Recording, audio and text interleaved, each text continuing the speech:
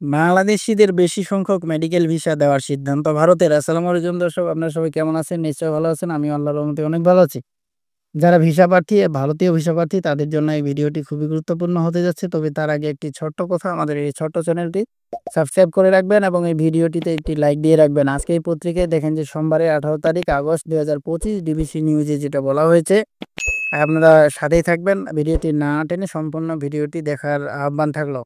বাংলাদেশী নাগরিকদের জন্য medical visa উল্লেখযোগ্যভাবে বৃদ্ধি করার সিদ্ধান্ত নিয়েছে ভারতের পররাষ্ট্র মন্ত্রণালয়। রবিবার 10ই আগস্ট থেকে এই সিদ্ধান্ত কার্যকর করা হবে। তাহলে বাংলাদেশি যে নাগরিক আছে, সেই নাগরিকদের জন্য মেডিকেল ভিসা উল্লেখযোগ্যভাবে বৃদ্ধি করার সিদ্ধান্ত ভারত নিয়েছে।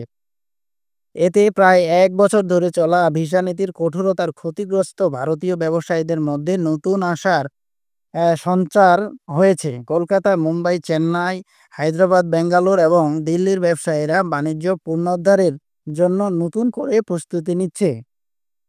গত 1 বছর যাবৎ ভারতের ভিসা নীতিতে কড়াকড়ির কারণে বাংলাদেশ থেকে পর্যটন চিকিৎসা নিতে যাওয়া মানুষের সংখ্যা আশঙ্কাজনকভাবে কমে যায়।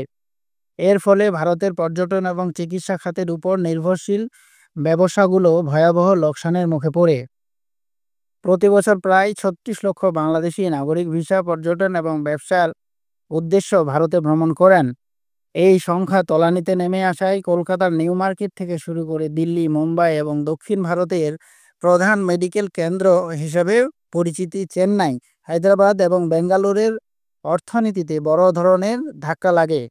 অনেক ব্যবসায়ী তাদের দশকের পর দশক ধরে গড়ে তোলা ব্যবসা হারিয়ে অন্য পেশা গ্রহণের বাধ্য হয়। এখন যারা আমরা বাংলাদেশ থেকে যাইতাম ভারতে, আমাদের যেহেতু যাওয়াটা কমে গেছে, সেক্ষেত্রে আমাদের উপর যেগুলো ভারতের দোকান, আবাসিক, হোটেল, যেগুলো নির্ভর করতো এবং চিকিৎসা খাতে যে ক্লিনিকগুলো নির্ভর করতো, সেই ক্লিনিকগুলো এবং সেই ব্যবসা খাতগুলো কিন্তু তলানিতে নেমে গেছে। সেজন্যই ভারত হচ্ছে ভিসা দিতে এখন বাধ্য। ভারত যদি ভিসা না দেয় তাহলে কিন্তু আমাদের থেকে ভারতেরই বেশি ক্ষতি হচ্ছে। সেই বিষয়টা ভারত বুঝতে পেরে আমাদের ভিসা দেওয়ার জন্য ভারতের যে প্রধানমন্ত্রী আছে নরেন্দ্র মোদী, সেই প্রধানমন্ত্রী রেডি হয়ে গেছে। আমরা একটু অপেক্ষা করলেই কিছুদিনের মধ্যে ভারতীয় ভিসা আমরা পাবো, এরকমই খবর। তাহলে দেখেন যে এই নতুন সিদ্ধান্তে সবচেয়ে বেশি আশাবাদী হোটেল ব্যবসায়ী, পরিবহন খাতের উদ্যোক্তা, মুদ্রা বিনিময় কেন্দ্র, পোশাক ও খাদ্য সামগ্রী বিক্রেতা।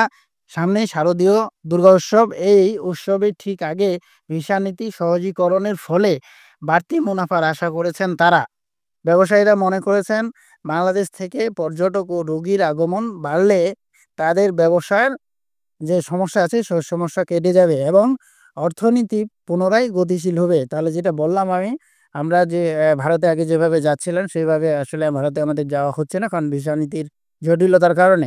এখন যদি ভারত সরকার আবার সেই আগের মতো পুনরায় যে ট্যুরিস্ট ভিসা আছে, মেডিকেল ভিসা আছে, অন্যান্য ভিসা আছে, এলডিবি ভিসা আছে, সবগুলো ভিসাই যদি আগের মতো চালু করে দেয়, যদি না ওরা আসলে চালু করে দিবে, কেননা আমাদের থেকে ভারতের বেশি ক্ষতি হচ্ছে। এবং ভারতের যে মানুষগুলো, আমাদের এই বাংলাদেশিরা যারা ভারতে যাচ্ছে, এদের উপরেই নির্ভরশীল ছিল। আমরা যাব, আমরা টাকা খরচ করব, তারপর তাদের হচ্ছে ব্যবসা হবে।